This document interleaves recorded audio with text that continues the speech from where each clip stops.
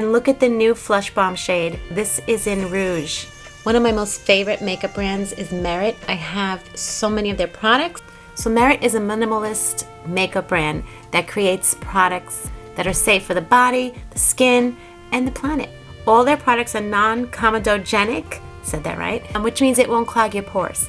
If you watch my videos, you know that I always use Merit products, and one of my favorite blushes is from them. This is their Flush Balm in Terracotta. What I love about the Merit products are they're just simple to use. You just swipe it on your face here and there, and you can get out the door quick. We're gonna try their new Blush Balm in Rouge. Is blush my favorite? No, but I have been liking it lately. And I think mostly because of the application of where people have been putting it, but now I hear it's coming back to the apple of the cheek, which I'm not happy about.